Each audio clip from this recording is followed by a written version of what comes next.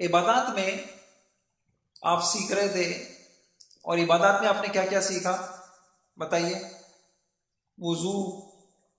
وضو کے فرائض، وضو کے نواقض، وضو کی سنتیں، وضو کی مستحبات، وضو کے مکروہات. پھر آپ نے کیا سیکھا؟ موزوں پر مسح، پٹی پر مسح. اگر کوئی آدمی بیمار ہے، معذور ہے، اس کا وضو ٹھہرتا نہیں ہے، تو معذور کے کیا احکام ہیں؟ اور کیا سیکھا آپ نے؟ تیمم سیکھا. تیمم کن چیزوں سے صحیح ہے، تیمم کن چیزوں سے ٹوٹ جاتا ہے، تیمم کا طریقہ کیا ہے. اور کیا سیکھا ہے؟ نماز میں الحمدللہ آپ نے یہ سیکھا کہ کن غلطیوں سے نماز ٹوٹ جاتی ہے اور اعادہ کرنا پڑتا ہے، کن غلطیوں سے ٹوٹتی نہیں ہے، صرف سجدہ سہو کرنا پڑتا ہے، اور وہ کون سی غلطیاں ہیں جن سے نہ ٹوٹتی ہے نہ سجدہ سہو کرنا پڑتا ہے. یہ سیکھ لیا. اور بھی کچھ سیکھا. پھر نماز کے فرائض سیکھے، نماز کی واجبات آپ نے سیکھے. آج انشاءاللہ ہم عبادت کا دوسرا زکوٰۃ کو لے لیتے. ہمارے یہاں الحمدللہ شعبان میں جگہ جگہ پورے کراچی میں بلکہ پورے ملک میں الحمدللہ یہ زکوٰۃ کی کلاسیں کرواتے ہیں. وہ تقریباً 3 نشستیں ہوتی ہیں. 3 نشستیں ہوتی ہیں 2 گھنٹے کی، 1.5 گھنٹے کی. اور وہ ہماری اس میں یہاں ریکارڈ موجود بھی ہیں کلاسیں، زکوٰۃ کی کلاس. وہ تو میں آپ کو یہاں نہیں کرا سکتا، لیکن ایک مسلمان کو زکوٰۃ کے متعلق بنیادی باتیں پتہ ہونی چاہیے، وہ میں بتا دیتا ہوں. سنیے. سب سے پہلے تو زکوٰۃ کی اہمیت کو سمجھیے. زکوٰۃ توحید اور رسالت کے بعد اسلام کا تیسرا رکن ہے. اسلام کا تیسرا رکن ہے زکوٰۃ. قرآن کریم میں 70، 1 نہیں، 2 نہیں، 10 نہیں، 20 نہیں، 70 سے زائد مقام پر اللہ تعالیٰ نے نماز اور زکوٰۃ، نماز زکوٰۃ کو اللہ نے اکٹھا بیان کیا، جس سے پتہ چلا کہ اسلام میں زکوٰۃ کی اہمیت بھی اتنی ہی ہے جتنی اہمیت کس کی ہے؟ نماز کی. پھر زکوٰۃ کا جو حکم ہے صرف اس شریعت میں نہیں ہے، پچھلی شریعتوں کے اندر بھی زکوٰۃ کا حکم تھا، پچھلی شریعتوں کے اندر. پھر چوتھی بات یہ ہے، اسلام میں بہت ساری چیزیں ایسی ہیں جو مکی زندگی کے اندر نہیں تھیں. جب مسلمان ہجرت کر کے مدینہ گئے جب حکم آئے، لیکن زکوٰۃ کا حکم مدینہ منورہ سے پہلے مکہ میں ہی آ چکا. یعنی اسلام کے بھی شروع کے دور کے احکام میں سے. پھر ایک بات یہ ہے، زکوٰۃ کے حکم میں بے شمار معاشرتی، اخلاقی، روحانی فائدے ہیں. اللہ کا کوئی حکم بے فائدہ نہیں. زکوٰۃ میں کیا فائدہ ہے؟ مثلا ایک فائدہ یہ ہے، زکوٰۃ معاشرتی خرابیوں، امیر غریب کی طبقاتی لڑائی، سماجی اونچ نیچ کا علاج ہے. زکوٰۃ سے اتنا تو نہیں، بیٹا کتاب اوپر رکھ. زکوٰۃ سے ایسا تو نہیں ہوتا کہ غریب اتنا امیر ہو جائے کہ وہ مالدار کے برابر ہو جائے، لیکن الحمدللہ اتنا ہو جاتا ہے کہ غریب کی بنیادی ضرورتیں پوری ہو جاتی ہیں. اور جب امیر غریب کو زکوٰۃ دیتا ہے تو غریب یہ سمجھتا ہے کہ یہ امیر میرا خیر خواہ ہے. تو وہ جو امیر اور غریب کی آج ہماری دنیا کے اندر ایک لڑائی ہو رہی ہے، اور جو وہ طبقاتی جنگ، اللہ کے اس حکم کی برکت سے وہ اونچ نیچ اور وہ جنگ ختم ہو جاتا ہے. دوسرا فائدہ یہ ہے کہ دولت، اللہ پاک نے دولت کی گردش اللہ کو مطلوب ہے کہ دولت ایک ہاتھ میں نہیں سمٹ جائے، چند مخصوص لوگوں میں دولت تقسیم ہوتی رہے. اسی لیے آپ نے دیکھا ہوگا اسلام میں کمانے کے اتنے احکام نہیں ہیں جتنے خرچ کرنے کے. خرچ کرو، انفقو انفقو انفقو انفقو. کہیں اب آپ دیکھیں انسان مرتا ہے، ایک آدمی کی دولت ہوتی ہے، وارثوں میں تقسیم ہو گئی تو کتنے ہاتھوں تک پہنچی؟ پھر جگہ جگہ اللہ رب العزت نے جو ہے وہ دولت کو تقسیم کیا ہے کہ وہ سب تک پہنچے، سب فائدہ اٹھائیں. دولت کبھی زکوٰۃ کے احکام دے کر، کبھی اور صدقات کے احکام دے کر، اور میں نے جیسے آپ سے عرض کیا میراث کے احکام دے کر. تو زکوٰۃ کا فائدہ یہ ہے کہ جب زکوٰۃ مسلمان دیتے رہیں گے تو وہ دولت چند ہاتھوں میں سمٹے گی نہیں. اور دولت، زکوٰۃ مال و دولت کی کمی بیشی کی وجہ سے پیدا ہونے والی اخلاقی خرابیوں کا بھی علاج. بہت سی اخلاقی خرابیاں مال کی، جیسے آج آپ نے صبح بیان سنا، انہوں نے کہا لوگ چوری نہیں کرتے، ہم ان کو چور بنا دیتے. تو چوری اخلاقی خرابی ہے. تو یہ کس وجہ سے پیدا ہوئی؟ جب ایک انسان کی بنیادی ضرورت نہیں پوری ہوئی، اس کے اندر یہ اخلاقی خرابی ہوئی. کتنے لوگ زنا کی طرف چلے گئے، اس کو پیشہ بنا لیا. کیوں بنا لیا؟ کہ ان کو مالی ضرورت ان کی. تو مال کی کمی بیشی سے مال کی کمی بیشی سے اخلاقی جو خرابیاں پیدا ہوتی ہیں، اللہ نے زکوٰۃ میں اس کا علاج رکھا. مال جب بہت بڑھ جائے تو بھی انسان کو عیاشی سوچتی ہے، جب مال بہت آ جائے تو پھر انسان کو عیاش. لیکن جو انسان مال کو خرچ کرنے والا ہوگا تو اس کے اندر یہ خرابی نہیں ہوگی. پھر زکوٰۃ کے اندر جو لوگ زکوٰۃ نکالیں گے، اللہ تعالیٰ نے اس میں اخلاقی خوبیاں رکھی ہیں. مثلا انسان جب اپنی محنت کی کمائی ہوگی لیکن پھر وہ لاکھوں روپے ہو تو زکوٰۃ بھی اس کی ایسی نکلے گی، تو اس کے اندر لوگوں کی مدد کا ایک جذبہ پیدا ہو. جو زکوٰۃ نکالتا رہے گا، خرچ کرتا رہے گا، تو اس کے اندر لوگوں کی اعانت، مدد کا جذبہ ہوگا. پھر زکوٰۃ کے اندر اللہ پاک کہتے ہیں کہ انسان کو مال کی محبت دل میں نہیں ہونی چاہیے. تو زکوٰۃ، یہ جو اتنی بڑی بیماری ہے، ساری بیماریوں کی جڑ ہے مال کی محبت، تو زکوٰۃ اس کا بھی علاج ہے. جب انسان خرچ کرتا رہے گا تو اس کے دل میں مال کی محبت کم ہوتی رہے گی. اور زکوٰۃ کا نظام مسلمانوں کو ہر قسم کی فکر سے بے نیاز کر دیتا ہے. زکوٰۃ کے ذریعے مال محفوظ ہو جاتا ہے، بابرکت ہو جاتا ہے. جس مال کی زکوٰۃ نہیں دی جائے تو وہ مال دوسرے مال کو بھی لے ڈوبتا ہے، اور جس مال کی زکوٰۃ دے دی جائے تو پھر بقیہ مال محفوظ ہو جاتا ہے. اور زکوٰۃ ادا کرنے والے کو حضور صلی اللہ علیہ وسلم کی دعائیں ملتی. تو میں نے آپ کو بتایا زکوٰۃ اللہ کا بڑا حکم ہے. ایک بات، اس کی 3-4 باتیں بتائیں. پھر دوسری بات میں نے بتائی زکوٰۃ میں بہت خوبیاں ہیں. تیسری بات، زکوٰۃ نہ دینے کا بڑا نقصان ہے. جس مال کی زکوٰۃ نہیں دی جائے، قرآن کے اندر آتا ہے یوم یحمى علیہا فی نار جہنم فتقوی بہا جباہہم. یہی سونا، چاندی، پیسہ جس کی زکوٰۃ نہیں دی، اس کو آگ میں جلایا جائے گا. پھر اس شخص کے چہرے پر، اس کے پہلوؤں کے اوپر اس کو داغا جائے گا کہ تم نے اپنے مال کی زکوٰۃ کیوں نہیں دی. اور قرآن میں آتا ہے، حدیث میں آتا ہے جس مال کی زکوٰۃ نہ دی جائے وہ مال قیامت میں اور قبر میں زہریلا سانپ کی شکل اختیار کر لے گا، اور پھر وہ مال اس کو ڈسے گا، کاٹے گا، اور پھر کہے گا انا کنزک انا مالک، میں تمہارا مال ہوں، میں تمہارا مال ہوں. اچھا، اور جیسے آپ لوگوں کے پاس اونٹ ہوتے تھے اس زمانے میں، اور ابھی بھی ہوتے ہیں، گائے بیل، تو اس کی بھی زکوٰۃ ہوتی تھی. تو ایک حدیث میں حضور نے فرمایا کہ دیکھو تم زکوٰۃ دو، ورنہ کل قیامت میں تمہارے ساتھ کیا معاملہ ہوگا، میدان حشر میں الٹا لٹا دیا جائے گا.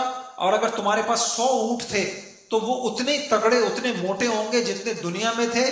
پھر وہ آئیں گے اور قطار اور لائن ہوگی، اور لائن لگا کر وہ اونٹ اس آدمی کے اوپر چڑھیں گے، اس کو کاٹیں گے. اور جب یہ پہلا اونٹ کی قطار ختم ہو جائے گی اور آخری اونٹ کی ختم ہوگی تو پہلا گھوم کے پھر اس کے اوپر چڑھے گا. اور اس طریقے سے میدان حشر میں عذاب ہو. کسی نے گائے کی زکوٰۃ نہیں دی تو ایسے گائے آئے گی. بکروں کی زکوٰۃ نہیں دی، ان کے سینگ ہوں گے، وہ سینگوں سے اس کو مار رہے ہیں. تو بھائیوں، اس کی بھی فکر کرنی ہے. یہ بڑی عبادت ہے، اور اللہ تعالیٰ ہمارے لیے یہ بھی آسان کر دے. اور ہمیں فکر ہونی چاہیے. لوگ نہ، میں نے آپ کو بتایا ابھی ہم نے جگہ جگہ زکوٰۃ کی کلاسیں لی. اچھے خاصے دیندار جو سالوں سے زکوٰۃ دے رہے ہیں، یوں سر پکڑ کے بیٹھ گئے، ان کی زکوٰۃ ہی پوری ادا نہیں ہو رہی. نہ سیکھنے کا یہ نقصان ہوتا ہے. آدمی سیکھے، یہ معمولی باتیں نہیں ہیں. اچھا، جس مال کی زکوٰۃ نہ دی جائے وہ مال دوسرے مال کو برباد کر دیتا ہے. یہ میں نے آپ کے سامنے 3 باتیں کہیں. زکوٰۃ اللہ کا بہت بڑا حکم ہے، تاکیدی حکم ہے. زکوٰۃ کے اتنے سارے فائدے ہیں، زکوٰۃ نہ دینے کے اتنے سارے. اب تھوڑے سے احکام سن لیجئے. زکوٰۃ کس شخص پہ فرض ہے؟ عاقل پر، بالغ پر، مسلمان پر زکوٰۃ فرض ہے. اچھا، کس مال پہ زکوٰۃ فرض ہے؟ میں نے ایک کتاب لکھی ہے پوری زکوٰۃ کے اوپر، کس مال پہ زکوٰۃ. اب وہ میں پورا تو نہیں نقل کر سکتا، میں نے اس کا بالکل خلاصہ یہاں نقل کر دیا. اب آپ سمجھیے کس مال پر زکوٰۃ فرض ہے. لوگوں کو پتہ ہی نہیں ہوتا. عجیب عجیب لوگ جو ہے بعض اوقات فرض نہیں ہوتی وہ نکال رہے ہوتے ہیں. جب ہم نے یہاں ایک مرتبہ کلاس لی تو ایک صاحب سر پکڑ کے بیٹھ کے کہنے لگے میں تو آج تک اپنی بیوی کے جہیز کی بھی زکوٰۃ دیتا تھا. آپ بھی دیتے؟ وہ وقار صاحب بھی دیتے تھے. اب دیکھو بھائی، زکوٰۃ کو سمجھو. انشاءاللہ یہ جو بات بتا رہا ہوں اس کے بعد کبھی آپ کو شبہ نہیں ہوگا. سب سے پہلے 6 چیزیں انہیں، 6 باتیں. پہلی بات، اموال زکوٰۃ میں سے ہو. بولیے میرے ساتھ، زکوٰۃ اس مال پر فرض ہوگی جو اموال زکوٰۃ میں سے ہو. یعنی زکوٰۃ کا چند مخصوص مال ہیں، اگر یہ ان میں سے ہوا تو زکوٰۃ فرض ہوگی. اب اموال زکوٰۃ کیا ہے اس کو سمجھ لیجیے اچھی طریقے سے. آپ میرے ساتھ بولیے، مال تجارت، سونا، چاندی، نقدی اور مویشی. وہ ابھی چھوڑ دیں، ہماری شہری زندگی میں اس کا تعلق نہیں ہے. جانور وغیرہ اگر اس کو چھوڑ دیں، بس آپ یہ سمجھ، یہ مال تجارت ہے. اس کے علاوہ کسی مال پہ زکوٰۃ نہیں. دوبارہ بولیے، مال تجارت، سونا، چاندی، نقدی، بس ان کے اوپر زکوٰۃ ہوتی ہے. اب تھوڑی سی بات سمجھ لیں، مال تجارت کیا ہوتا ہے. میں ابھی مسئلے نہیں، مال تجارت کیا ہوتا ہے.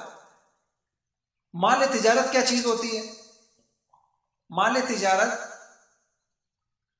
جب خریدتے ہیں آپ کوئی چیز تو خریدتے وقت آپ کی یہ نیت ہو کہ میں اس کو آگے فروخت کروں گا، تو وہ آپ کا تجارت کا مال ہوتا ہے. سمجھ گئے؟ اب وہ جو بھی ہو، میں اس کی ایک بات کہتا ہوں کہ سوئی سے لے کے جہاز تک کوئی بھی چیز ہو آپ کے پاس، کپڑا ہو، پنکھا ہو، لوہا ہو، لکڑ ہو، حتیٰ کہ کچرا ہو، اگر آپ نے کسی چیز کو خریدا ہے اس نیت سے کہ میں اس کو آگے بیچوں گا تو وہ ہوتا ہے مال تجارت. ایک بات. سونا کیا ہوتا ہے وہ آپ سب کو پتا ہے، چاندی کیا ہوتی ہے وہ سب آپ کو پتا ہے، نقدی کیا ہوتی ہے سب کو پتا ہے. نقدی کے اندر ساری چیزیں آ گئی، پیسہ ہے، ڈالر ہے، اور جس شکل کے اندر بھی ہو. اب یہ 4 چیزیں جس کو سمجھ میں آ گئی اس کو انشاءاللہ کبھی مسئلہ نہیں ہوگا اس بات کو سمجھنے میں کہ مجھ کو زکوٰۃ ہے نہیں. میں ایک سوال کروں گا، اب آپ جواب دیجیے گا. ایک آدمی ہے اور اس کے گھر میں، وقار آپ سے ہی کرتا ہوں سوال. اچھا، آپ کے گھر میں 10 گاڑیاں ہیں.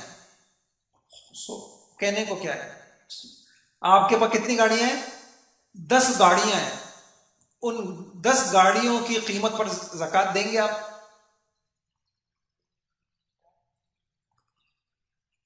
اب دیکھو، ایک ہی منٹ میں مسئلہ حل ہو گیا. اب آپ کیا کریں، جس چیز کے متعلق آپ کو یہ سوال پیدا ہو جائے کہ اس پہ زکوٰۃ ہے یا نہیں ہے، اب آپ کو ان 4 چیزوں کے ساتھ میچ کر کے دیکھیں تو وہ کیا مال تجارت ہے. آپ نے گاڑیاں اس لیے خریدی تھی کہ میں اس کو بیچوں. فرض کر لیتے ہیں آپ نے اس لیے نہیں خریدی، شوقیہ خریدی. فرض کر لیتے ہیں آپ نے گاڑی اس لیے خریدی، شوقیہ خریدی ہے بس. اب 10 گاڑیاں ہیں آپ کے پاس، تو ان گاڑیوں کے اوپر زکوٰۃ ہوگی؟ کیوں نہیں ہوگی؟ نمبر 1 وہ مال تجارت ہے، نہیں ہے. نمبر 2 وہ سونا ہے، سونا تو نہیں ہے. وہ چاندی ہے، وہ نقدی ہے، بس ختم بات. ایک اور سوال کرتا ہوں، دیکھیں ابھی یہ زکوٰۃ کی کلاس نہیں ہو رہی، بہت لمبے مسائل ہو جائیں گے، یہ بعد میں کریے گا سوالات. ایک اور سوال کر لیں، یہ صرف میں سمجھانے کے لیے 2-4 مثالیں دے رہا ہوں. آپ کے پاس اپنا ایک گھر ہے اور اس کے علاوہ آپ کے پاس ایک فلیٹ ہے جو آپ نے کرائے پہ دیا ہوا ہے. اب میں آپ سے سوال کرتا ہوں، کون جواب دے گا؟ آپ کے فلیٹ، بیٹا کتاب نیچے نہیں رکھتے، اس پہ اللہ کا نام ہوتا ہے. اچھا، اب وہ جو فلیٹ ہے تو مثلاً وہ اس کی قیمت ہے 10 لاکھ روپے، 20 لاکھ روپے قیمت ہے، تو اس فلیٹ کی جو قیمت ہے اس کے اوپر آپ زکات دیں گے؟ ہیں بتائیں بھائی، کیوں آپ ماشاءاللہ نہیں میں جو پوچھ رہا ہوں اس کا جواب دینا. فلیٹ کے اوپر زکات دیں گے؟ نہیں دیں گے. کیوں نہیں دیں گے؟ آسان سی بات، کیونکہ ان 4 چیزوں کے ساتھ میچ کریں. کیا فلیٹ اس لیے خریدا تھا کہ آگے بیچوں گا؟ تو فلیٹ مال تجارت نہیں ہے. تو فلیٹ سونا ہے، فلیٹ چاندی ہے، فلیٹ نقدی ہے. اب آ جائیے، فلیٹ کی جو کرایہ آپ کو ملتا ہے اس کرائے کے اوپر زکات ہے؟ اس کرائے پہ زکات ہے. ان 4 چیزوں میں سے کس میں آ گیا؟ نقدی میں آ گیا. سیکھنا ہے بھائی، اپنے دین کو سیکھنا ہے. اب یہ اتنی سی بڑی مسئلے ہیں اور 50 سال 60 سال کے نمازی کو بھی سمجھ میں نہیں آ رہا، جو زکاتیں دے رہا ہے اس کو بھی پتہ نہیں چلتا. اب آ جائے گھر کے چیزوں کی طرف. بڑی قیمتی قیمتی چیزیں گھر کے اندر پڑی ہوئی ہیں، اس کے اوپر زکات ہے. الماریاں ہیں، فریج ہیں، گاڑیاں ہیں، قیمتی قیمتی موبائل ہیں، زکات ہے؟ کیوں نہیں ہے؟ وہ تجارت کا نہیں، وہ مال تجارت. ہاں، جو چیز بھی آپ نے تجارت کی نیت سے خریدی ہوگی تو پھر اس کے اوپر کیا ہوگی؟ زکات ہوگی. اگلی بات، دوسری شرط، وہ مال بقدر نصاب ہو. کتنا ہو؟ نصاب کے بقدر ہو. کہ میں آگے نصاب آپ کو بتاؤں گا. تیسری شرط، اس مال پر، اچھا زکوٰۃ کے مسائل پڑھاتے ہوئے ہمیں سمجھ میں آیا اتنی لوگوں کی غلط فہمیاں ہیں، ہر مسئلہ لوگوں نے الٹا سمجھا. تیسری شرط، اس مال کے اوپر 1 قمری سال بھی گزرا ہو. کیا گزرا ہو؟ اس کو بھی نہیں سمجھتے لوگ. قمری سال کا مطلب کیا ہے؟ آج کیا تاریخ ہے؟ 28 تاریخ. فرض کر لیجئے عید کس دن ہے؟ فرض کر لیجئے ایک شخص ہے آپ میں سے، اس کے پاس ابھی اتنا پیسہ نہیں ہے جو زکوٰۃ کا نصاب بنتا ہے. عید کے دن اتنی عیدی اس کو مل گئی، اتنی عیدی مل گئی کہ وہ کتنا بن گیا؟ صاحب. اب اس کے اوپر فرض ہے عید کے دن جو چاند کی تاریخ ہوگی اس کو نوٹ کرے. اگلا جب عید کا وقت آئے گا تو پھر اپنے مال کا حساب کتاب کرے. جو چیزیں بھی اس کے پاس ہوں گی، اس کی جتنی پیسے بھی اس کے پاس ہوں گے اس کی زکات دیں. اب ایک بات، کیونکہ سال، اب لوگ کیا سمجھتے ہیں؟ لوگ سمجھتے ہیں ہر مال پہ سال گزرنا ضروری ہے. ایسا نہیں. اب اس کی مثال میں آپ کو دوں. عید کے دن آپ کے پاس آ گئے 1 لاکھ روپے. آج کل 1 لاکھ پہ زکات ہو جاتی. فرض کر لیں عید کے دن آپ کے پاس 1 لاکھ آ گئے. 2 مہینے کے بعد آپ کے پاس 20,000 اور آ گئے. 3 مہینے کے بعد آپ کے پاس 30,000 اور آ گئے. جب اگلا عید کا اگلی عید آنی تھی تو اس سے 2 دن پہلے آپ کے پاس 20,000 اور آ گئے. تو اب ہر مال پہ سال گزرا ہے؟ ہر مال پر نہیں گزرا نا. کچھ پر تو صرف 2 دن گزرے، کچھ پر چند مہینے گزرے. تو بھائی ہر مال پہ سال گزرنا شرط نہیں ہوتا، نہ یہ ممکن ہے. بس وہ آپ نے ایک تاریخ نوٹ کی، اس کے بعد اگلی چاند کی اس تاریخ کو آپ حساب کتاب کریں گے اور سب مال کی آپ کیا کر دیں گے؟ زکات دے دیں گے. اگلی بات، مال خالص حرام کا نہ ہو. چوری کا مال ہے اس پہ زکات نہیں ہے، جس کا ہے اس کو دو. ڈاکے کا مال ہے، رشوت کا مال ہے، سود کا مال ہے، جس کا ہے آپ اس کو دیں. اس کے اوپر زکات نہیں ہے. اللہ پاک مال قبول کرتے ہیں. آپ مال کے مالک بھی ہوں، آپ مال کے مالک بھی ہوں، اور مالک ہونے کے ساتھ ساتھ آپ کو استعمال کی قدرت بھی ہو. مال تھا دریا میں گر گیا، مالک تو آپ ہی ہیں. مال تھا گم ہو گیا، مالک تو آپ ہیں، قبضہ نہیں ہے، اس کی بھی زکات نہیں. تو 6 باتیں یاد رکھیے. پہلی بات کیا کہی؟ 4 قسم کے مالوں میں سے ہو. کیا کہا؟ یا مال تجارت ہو، یا سونا ہو، چاندی ہو، نقدی. نمبر 2، اس مال پر بقدر نصاب ہو. نمبر 3، اس مال پر چاند کے حساب سے 1 سال گزرا ہو. لیکن ہر مال پہ سال گزرنا ضروری نہیں ہے. مال خالص حرام کا نہ ہو. آپ مال کے مالک بھی ہوں اور مال کے اوپر استعمال کرنے کی قدرت بھی ہو. اچھا چلیں آپ اس کو دہرائیں، پھر میں آپ کو مال کا نصاب بتاتا ہوں. اس کو دہرائیں. 6 شرطیں ہیں تب زکوٰۃ واجب ہوتی. کس مال پر زکوٰۃ فرض ہوگی؟ آئیے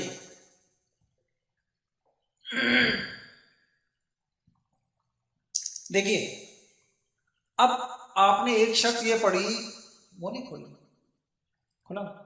آپ نے ایک شرط یہ پڑھی کہ مال کتنا ہو، ادھر دیکھیں جی ادھر دیکھیں، مال کتنا ہو نصاب کے بقدر ہو.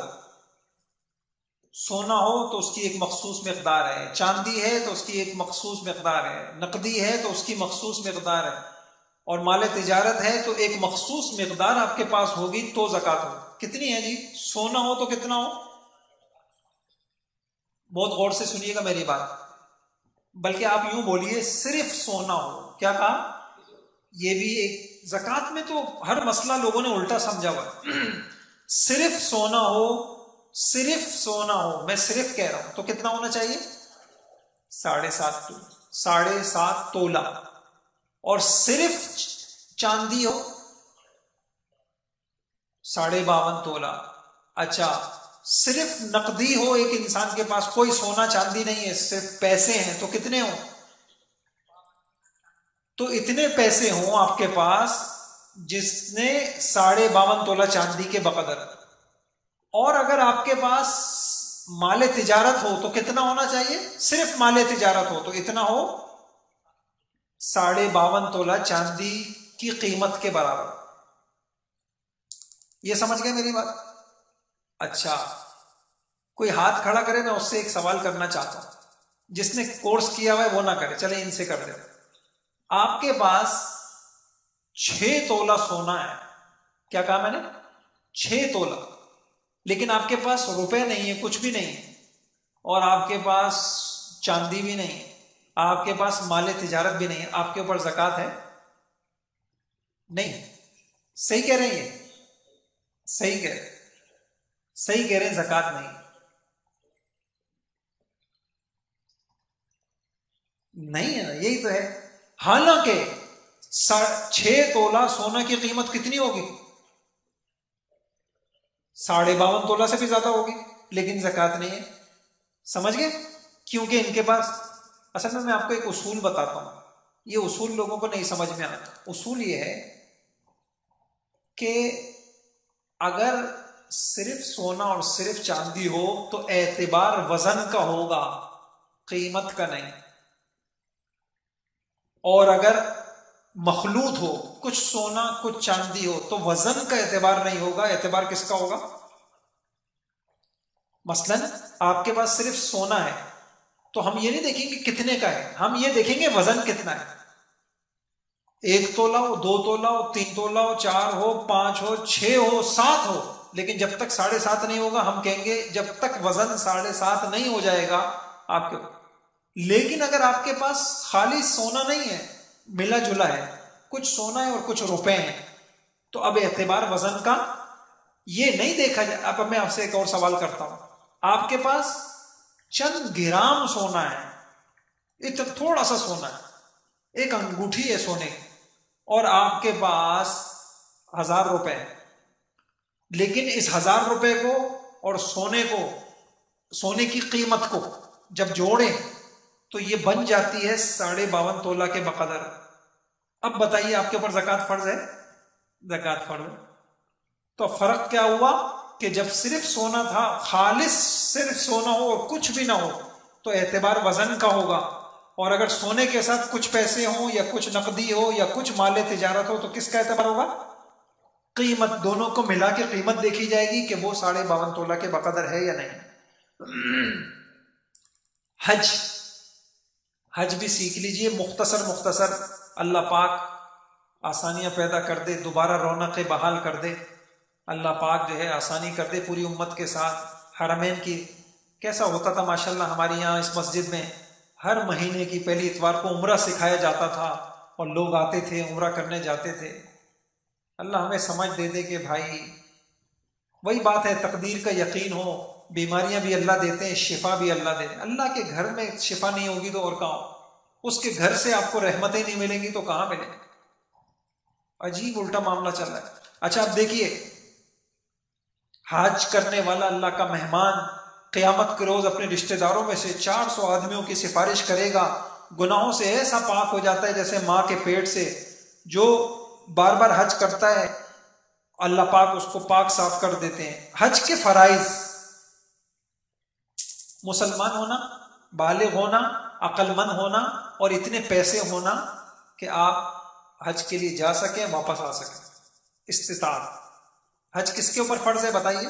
مسلمان، عاقل، بالغ، اور جس کے پاس اتنے پیسے ہوں آنے جانے کے اخراجات برداشت کر سکے. مسلمان کو تھوڑی سی یہ باتیں بھی پتہ ہونے چاہیے. عمرہ کس چیز کا نام ہے؟ اچھا کس نے عمرہ کیا ہوا ہے؟ ہاتھ کھڑا کریں، ذرا سا اونچا ہاتھ کھڑا کریں. اچھا بہت ساروں نے نہیں بھی کیا ہوا. اب سمجھ لیجیے،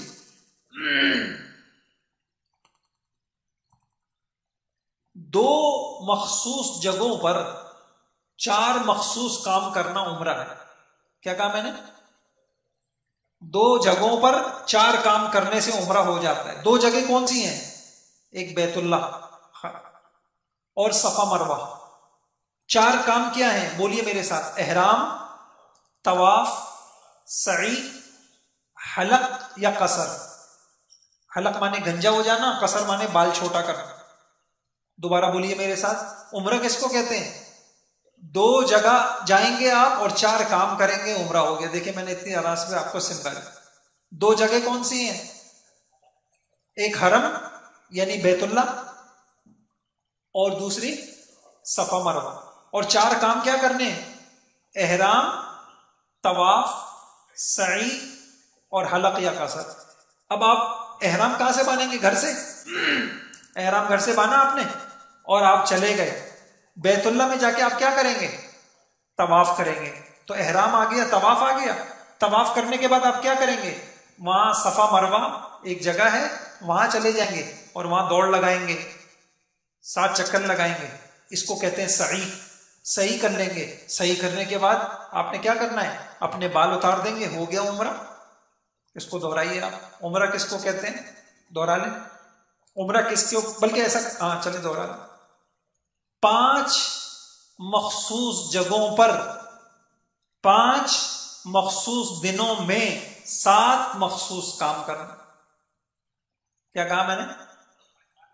5 جگہ 5 دن 7 کام.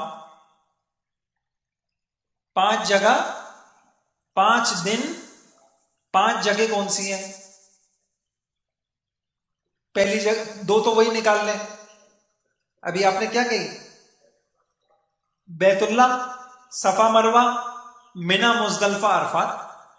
منا، مزدلفہ، یہ 5 جگہیں. حج کہاں ہوتا ہے؟ 5 جگہوں پر ہوتا ہے. بیت اللہ میں کچھ کام کرنے ہوں گے، کچھ کام صفا مروہ پہ کرنے ہوں گے، اور کچھ منا میں، کچھ مزدلفہ میں، کچھ عرفات میں. بولیے میرے ساتھ: 5 جگہوں پر 5 دنوں میں 7 کام کرنا، یہ حج ہے. 5 جگہ کون سی ہیں؟ بیت اللہ، صفا مروہ، منا، مزدلفہ، عرفات. ہو گیا. 5 دن کون سے ہیں؟ 7 ذی الحجہ یا 8 ذی الحجہ؟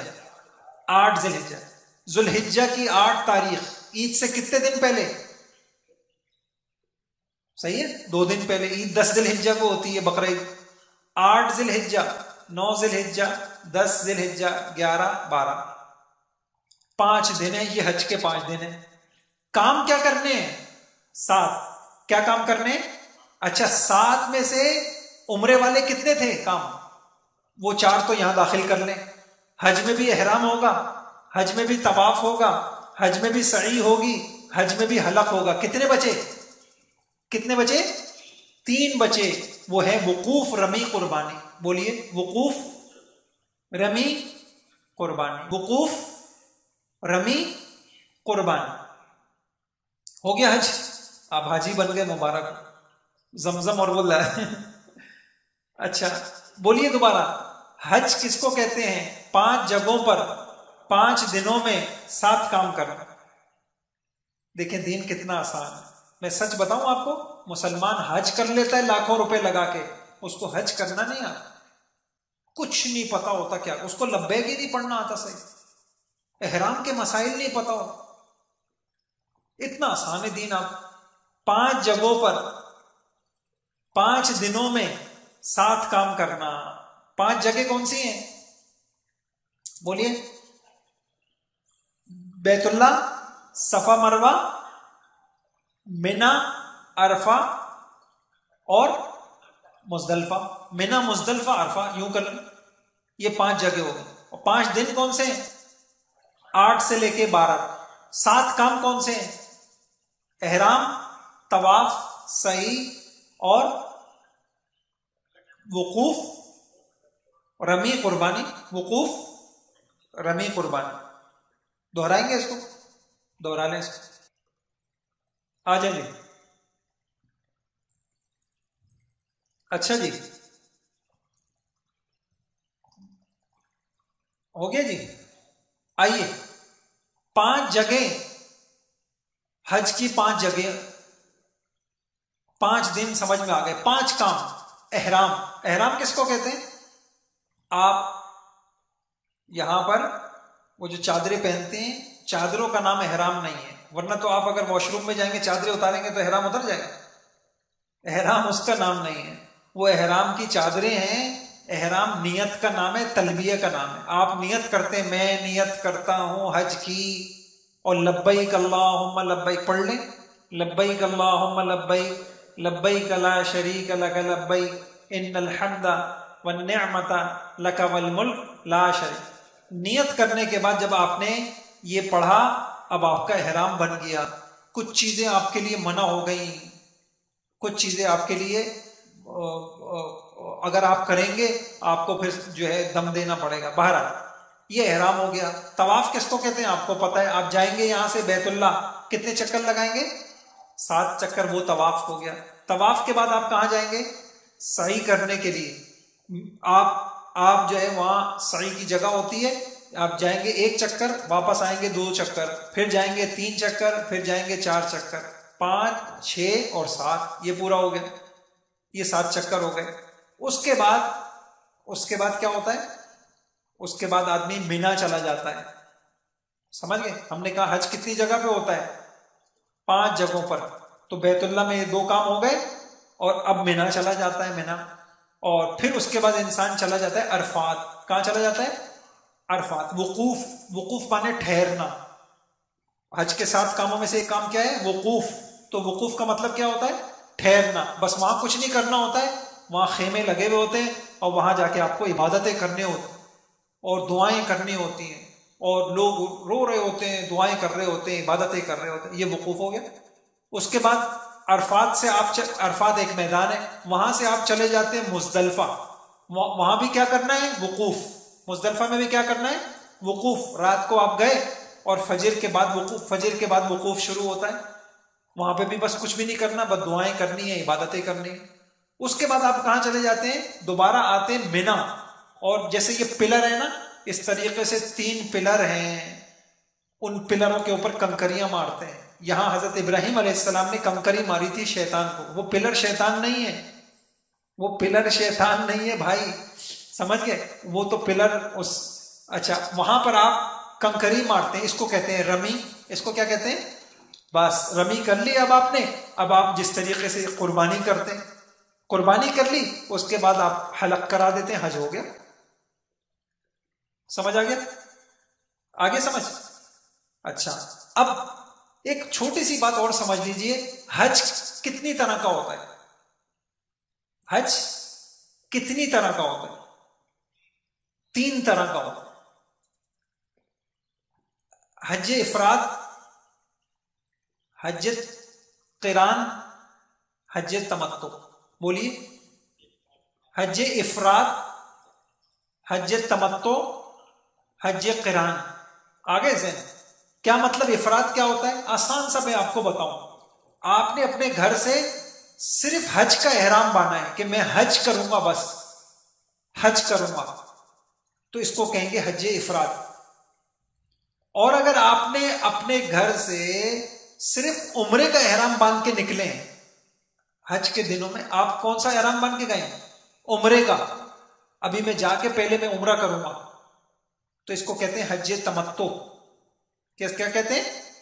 اور اگر دونوں احرام باندھے اکٹھے کا مطلب یہ نہیں ہے کہ چادریں دو پہنی ہیں، مطلب یہ ہے کہ نیتیں دو کی ہیں کہ میں جاؤں گا پہلے میں جو ہے وہ کیا نام ہے عمرہ بھی کروں گا اور میں حج بھی کروں گا اسی ایک احرام کے ساتھ.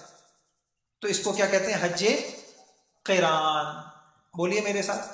اگر صرف حج کا احرام باندھ کے گئے گھر سے تو کون سا ہوگا؟ افراد. اور اگر عمرے کا باندھ کے گئے تو کیا ہوگا؟ اور دونوں کا باندھا ہے تو فرق کیا ہے؟ دو مشکل ہیں، ایک آسان ہے. کون سا مشکل ہے؟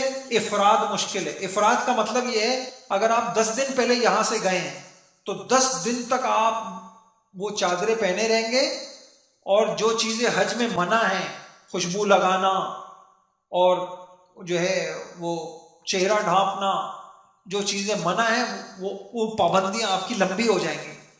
وہ جو حج کے دنوں میں سارے کام کرنے کے بعد پھر جب حلق کرائیں گے، جب یہ مشکل ہے. اچھا، دوسرا قران، وہ بھی مشکل ہے. اس میں بھی یہی ہوتا ہے، جب آپ نے احرام باندھا، آپ گئے، آپ نے جا کے طواف کیا، لیکن آپ کا احرام کھلے گا نہیں، بندہ رہے گا. پھر حج کے دن آئیں گے، پھر حج کے سارے وہی 7 کام کرنے کے بعد پھر جا کے آپ کا احرام کھلے گا. یہ بھی مشکل ہے. تیسرا حج لوگ کرتے ہیں آسان والا، وہ ہے حج تمتع. یہاں سے باندھا احرام عمرے کا، گئے، میں نے بتا دیا آپ کو عمرہ کتنی چیزوں کا نام ہے؟ 4. احرام باندھا، طواف کیا، سعی کی، اور اس کے بعد جا کے انہوں نے سر منڈا دیا، عام کپڑوں میں آ گئے. پھر حج کے دنوں میں وہ دوبارہ احرام باندھتے ہیں حج کا. تو یہ آسان ہے. اب سمجھ گئے؟ 3 قسمیں سمجھ گئے آپ لوگ. تو آپ عمرہ سمجھ گئے اتنی سی دیر میں، حج سمجھ گئے، حج کی 3 قسمیں سمجھ گئے. اس میں سے افضل حج زیادہ ثواب والا کون سا ہے؟